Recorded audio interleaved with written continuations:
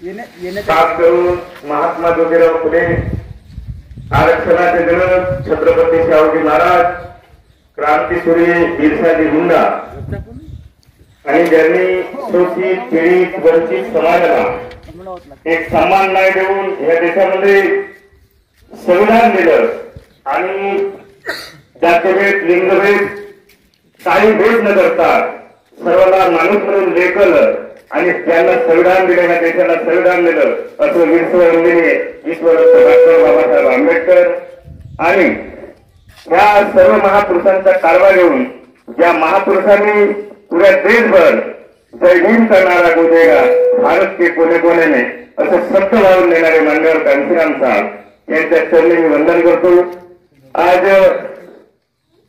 Bahujan Samaj party Arjuni Murgaon विधानसभा क्षेत्र 63 द्वारा भूल सुधार हे पर्दाफाश रॅली आज आंबेड तलावापासून तर राजोली भरलोनी येथपर्यंत नेण्यात येणार आहे आणि ही रॅली आज तुमच्या गावापर्यंत मुंडेपारी शहरात इथे पोहोचलेली आहे। आज भूल सुधार हे पर्दाफाश रॅली म्हणजे का, भूल म्हणजे का आणि सुधार म्हणजे का हा आपल्याला सांगण्यासाठी आम्ही तुमच्या गावापर्यंत पोहोचलेलो आहोत। माझ्या मित्रांनो, आपण जेव्हा हा देश स्वातंत्र्याच्या पूर्वी इंग्रजांच्या ताब्यात होता, जेव्हा या देशामध्ये इंग्रजांनी 150 वर्ष राज्य केला, त्याच्या पूर्वी मुघलांनी 700 वर्ष राज्य केलं, अंततः आमचा देश 1947 पूर्वी बराचसा काळ हा गुलामीत राहिला, मुघलांच्या गुलामीत राहिला, पोर्तुगालच्या गुलामीत राहिला आणि त्याच्यानंतर इंग्रजांच्या गुलामीत राहिला आणि 1947 ला भारत देश स्वतंत्र झाला। पण अण्णाभाऊ साठे सारख्या माणसाने 16 ऑगस्ट 1947 रोजी नारा दिला आहे देशाला की ये आजादी झूठी है, देश की जनता भूखी है, ये आजादी झूठी है, देश की जनता भूखी है। अण्णाभाऊ साठे का बोललं, आज तुम्हाला हे विचार करण्याची वेळ आलेली आहे। भूल सुधार म्हणजे का, आपण आजाद झालो की नाही, अर्थात ह्या देशाचा जो इंग्रज गेले आणि ब्राह्मण भट आले आणि या ब्राह्मण भटापासून आपण आजाद झालो का, हा प्रश्न मोठा निर्माण आपल्या समोर झालेला आहे। माझ्या मित्रांनी, जेव्हा 1947 ला भारत स्वतंत्र झाला आणि डॉक्टर बाबासाहेब आंबेडकर जेव्हा संविधान सभेत गेले, 1949 ला डॉक्टर बाबासाहेब आंबेडकरांनी संविधान लिखून ह्या देशाला दिला। त्याच्यानंतर जेव्हा डॉक्टर बाबासाहेब आंबेडकरांनी हा देशाला संविधान अर्पण करताना तेव्हा सांगितलं की हा संविधान खूप सुंदर आहे, हा संविधान मी लिहिलेला संविधान खूप सुंदर आहे, पण याला वापरणारे लोक जर सुंदर नसतील, व्यवस्थित नसतील, त्यांची मनशा बरोबर नसेल तर मी लिहिलेला किती चांगला संविधान असेल तो चांगला होऊ शकणार नाही। पण संविधान किती काय वाईट असेल आणि त्याला चालवणारे लोक जर चांगले असतील तर तो संविधान योग्यरीत्या चालेल, देश योग्यरीत्या चालेल, असे बाबासाहेबांचे मत ह्या संविधान सभेमध्ये बाबासाहेबांनी त्या भाषणाद्वारे बोलले। आज आपण 1947 ला भारत देश स्वतंत्र झाला, 1932 ला जेव्हा गोलमेज परिषद, ज्या इंग्रजांना आम्ही दुश्मन मानतो, गोलमेज परिषदमध्ये 3 वेळा कॉन्फरन्स मध्ये जाऊन डॉक्टर बाबासाहेब आंबेडकरांनी ह्या देशाच्या एसटी आणि एसटीला आरक्षण आणलं, ह्या देशाच्या एसटी साठी आरक्षण आणलं।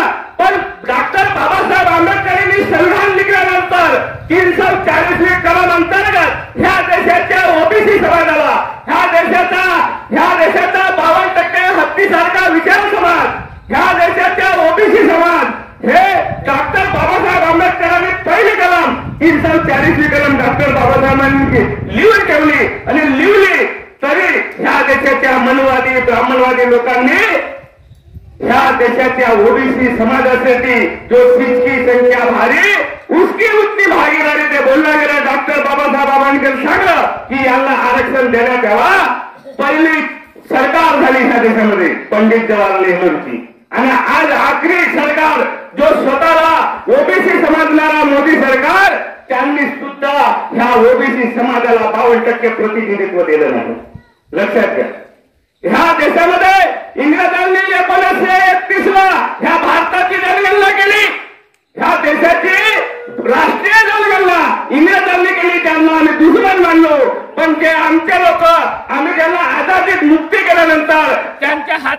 सत्ता दिली, ज्या आवाज बुलंद आहे, ज्या सत्ता दिली, इंग्रजांना दुश्मन मानून त्यांच्या हातात सत्ता दिली, त्यांनी आमची राष्ट्रीय जनगणना केली का हा मोठा प्रश्न तुमच्या समोर उपस्थित झालेला आहे.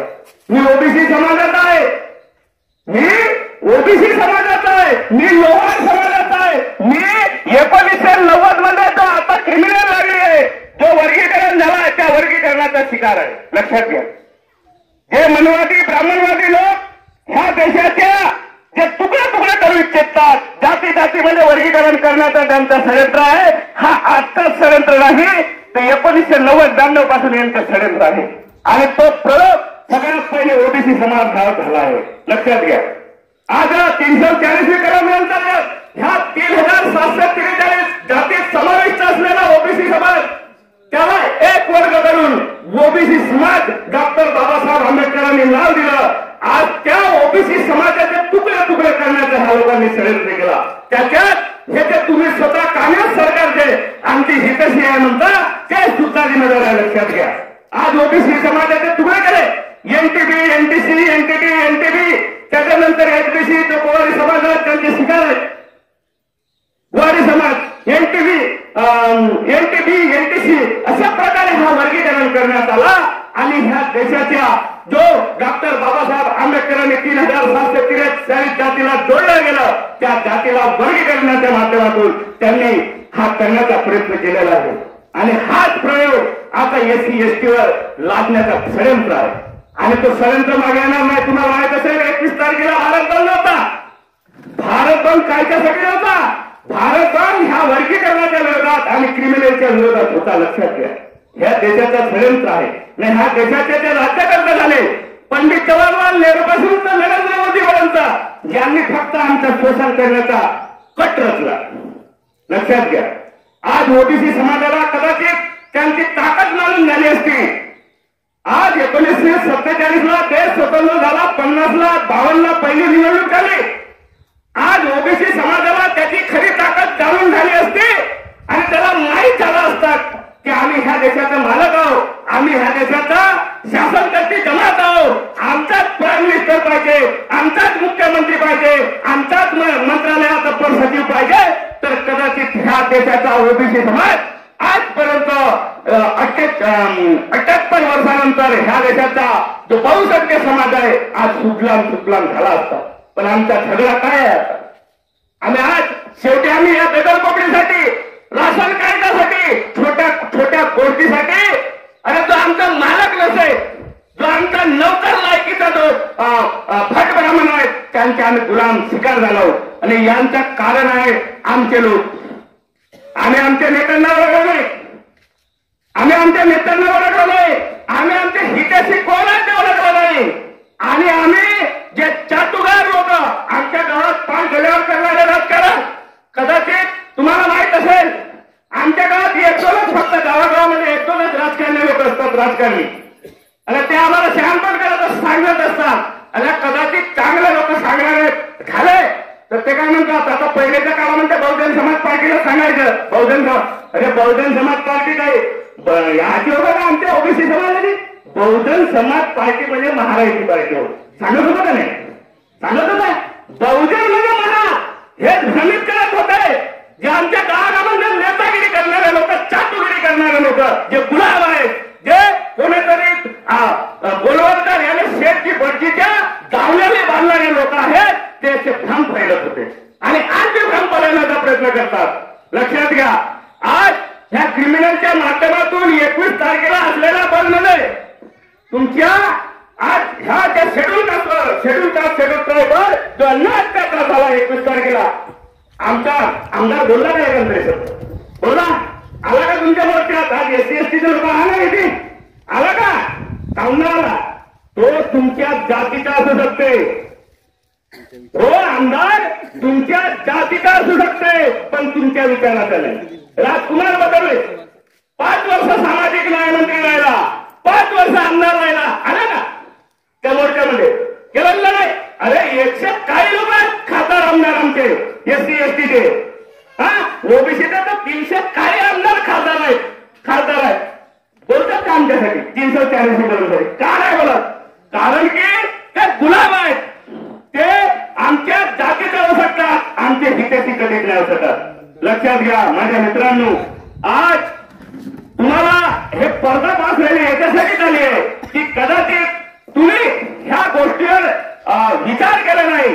ह्या एसटी एसटी ओबीसी बहुजनाने ह्या गोष्टीवर विचार केला नाही, भारताच्या इतिहासात जाऊन पाहिलं नाही. तुम्हाला माहित असेल डॉक्टर बाबासाहेब आंबेडकरांना 1954 साली ह्याच भंडारा लोकसभामधून हरवण्यात आलं आणि त्यांनी विश्वाला मानलं. ज्यांचा विश्वाने डंका मानलं डॉक्टर बाबासाहेब आंबेडकरांचा, ह्याच लोकसभेमधून 1954 बाबासाहेब आंबेडकरांना हरवण्यात आलं. त्या काळामध्ये करोडो रुपये खर्च करण्यात आला.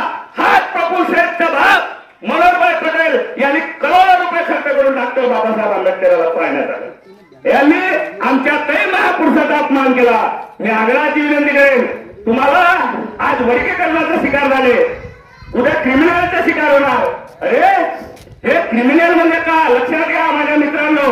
आज क्रिमिनल तुमच्या यावर लागले तर ते काय म्हणतील, आता हे जे चाटुदार लोक आहेत, हे जे खेड्यापाड्यातले आमच्या गावाखेड्यातले जे नेते, ते चाटुदार लोक आहेत, ते काय सांगतात आमच्या खेड्यापाड्याचं, अरे पैसा ना काय तुम्ही मोर्चा राहता काय, आता आमच्या गरीब माणसाचे लोक लवकर यावं लागतील.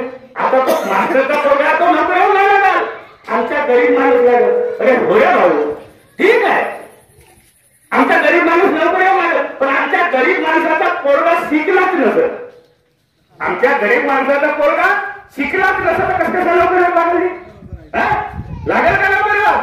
अरे म्हणजे ज्याच्याजवळ दात आहे त्याच्याजवळ चले आले, त्याच्याजवळ चले आहे का दात नाही असे शिकार म्हणतो का म्हणतील, मग ते शिका मारतील. मग ते समजा आमच्या एसटी एसटीचा माणूसच झाला, नॉट अवेलेबल म्हणजे भामटे येतील ना तुमच्या उरावर येऊन बसतील. आज समजा तुम्हाला माहित असेल, कदाचित माहित असेल, आज तहसीलमध्ये जा, मराठा तहसीलला बिघेल का, मराठा बिघेल, मोठा क्लासवाला अधिकारी, अप्पर अधिकारी ब्राह्मण, म्हणजे आहे का आमचा काय कोणीतरी का म्हणून नसे. अरे ह्या देशामध्ये समजा चेंबर कलेक्टर झाले, चेंबर कलेक्टरची जेव्हा पोस्ट निघाली तर कमीत कम 50 ते 60 लोक ओबीसीचे झाले पाहिजेत कलेक्टर, त्यातून 15 लोक एसटीचे झाले पाहिजेत आणि 8 लोक एसटीचे झाले पाहिजेत. हा डॉक्टर बाबासाहेबांनी लिहिलेल्या संविधानानुसार होते. पण ह्या देशामध्ये फक्त डॉक्टर बाबासाहेब आंबेडकरांचं नाव घेऊन काही लोकांनी राजकारण केलं, पण डॉक्टर बाबासाहेब आंबेडकरांची जे सोच होती, जे सांगत होता जो संविधान जिसकी संख्या भारी उसकी उतनी भागीदारी, हा ह्या मनुवाद्या लोकांनी ब्राह्मणवाद्या लोकांनी होऊ नाही दिला. आणि म्हणूनच तुमचा हा आज अशी परिस्थिती ह्या खेड्यापाड्याची, आज ह्या गाव खेड्याची परिस्थिती आहे. लक्षात घ्या माझ्या मित्रांनो, 1947 भारत देश स्वतंत्र झाला आणि 1948 चीन स्वतंत्र झाला. आज त्या चीनची पीडीपी बा, त्या चीन देशाला बा, त्याचा लहानसा पोरगा टीव्ही बनवते होता आणि फोटो व्हायरल करतो आणि आम्ही मंदिरात पूजा करतो, गावांवर कावड यात्रा काढतो. आज हे परिस्थिती आहे आमची. आज धर्मामुळे, ह्या धर्मकांडामुळे आम्ही कुठे ना कुठे गुलाम झाले आहोत. मी आग्रहाची विनंती करेन की ह्या पर्दाफाश रॅलीमध्ये आम्ही काहीतरी तुम्हाला सांगतो, यावेळी तुम्ही स्वतः डोक्यामध्ये घ्याल आणि जे आम्हाला बोललेले शब्द हे आम्ही काही वायपर बोलत नाही. तुम्ही स्वतः इंटरनेटवर सर्च मारून पहा आणि आपली स्वतःची डिग्री बनवा. आज वेळ आहे, कदाचित ह्या देशाचा संविधान आताही जिवंत ठेवण्याची वेळ आहे. कदाचित आताही तुम्ही समजा गाफील राहिल्या तर ह्या देशाचा संविधान समजा खतम झाला तर ते पुनरुपे मनुस्मृती येईल आणि तोच म्हण डोलसूत्र पसणारी हे तारण के अधिकारी, अशा प्रकारे तुमच्या छळ होईल आणि तो महारचा महार राहील, गोलचा गोल राहील आणि ओबीसी त्या फटा ब्राह्मणाचे गुलाम राहतील आणि हा देश सत्यानाशाच्या वाटेला लागेल आणि हा देश पुन्हा रस्त्यावर आणण्यासाठी शेवटी अजून क्रांती घडावं लागेल. आणि मला नाही वाटत आता पुन्हा बिरसा मुंडा पैदा होईल, डॉक्टर बाबासाहेब आंबेडकर पैदा होईल, हा देश पूर्णपणे गुलाम होईल.